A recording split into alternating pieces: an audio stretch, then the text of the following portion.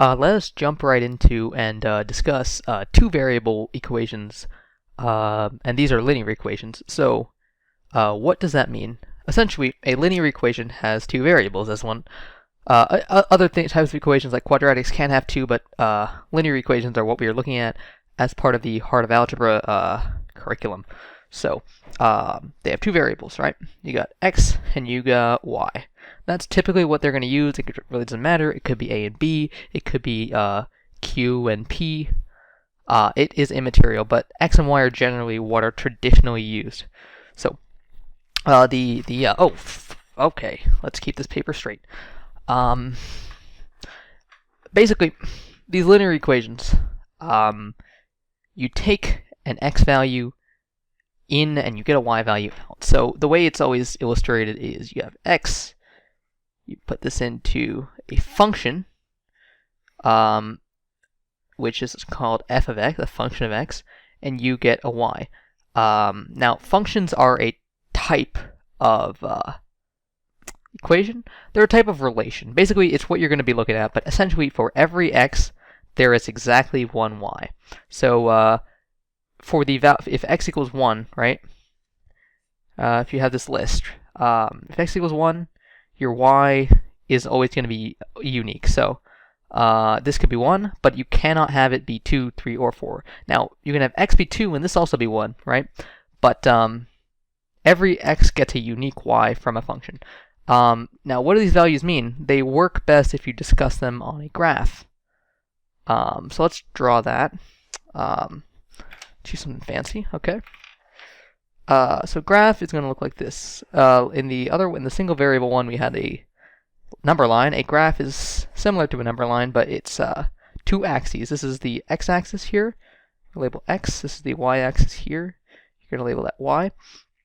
And this has increments from however much you want. Let's say this is 1, this is 1. And now a function or a linear equation can be graphed. So let's say you want to write it in this form. You can write it in this form here. Y equals something to do with x. So in a linear equation, you could have it. You could multiply x by something and then add something else. It doesn't really matter. The point is, this is the typical form of a linear function in what is called slope-intercept form. Slope-intercept. This is going to be important, and I'll make a video on the different forms of equations in the future. But this is what you see. You have an x, you do something to the x, you get a y. That's essentially what's going on. So it's called slope-intercept form because this equation has two main components that you want to see. This is called the slope, and this is called the intercept. That's what gives it the name, obviously. I don't know why I'm telling you this. So what does it mean? Let's create a value, a table of values, shall we? X, y. X equals 0, y equals 4 times 0 plus 5, which is 5. X equals, I should have picked a better equation. That's fine. 4 times 1 plus 5 equals 4 plus 5 is 9.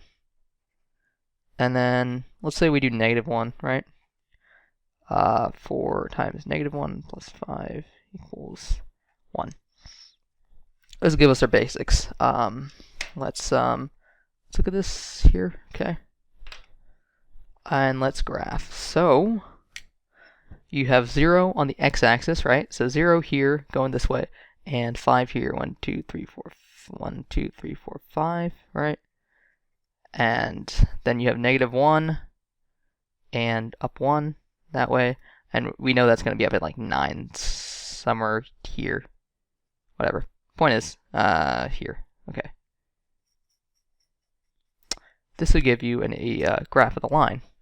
Now, what this means is, for any value along this line, if you pick a value here, it will satisfy the equation y equals 4x plus 5. And yeah, so what the numbers in the slope-intercept form essentially tell you the slope is essentially the it's a description of how sloped this equation is. So let's say a perfect equation with a 1-to-1 ratio would look something like this. This is like, it's 45 degrees, it's close to 45 degrees, this.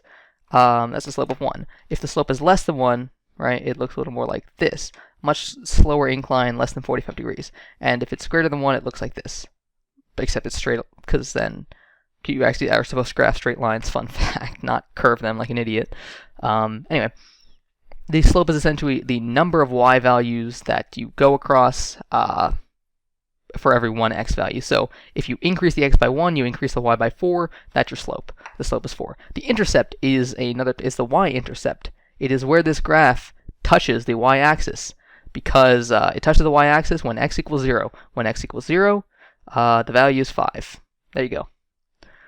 So that is how a two-variable linear equation works. You cannot necessarily solve this because it is obviously two variables and only one equation.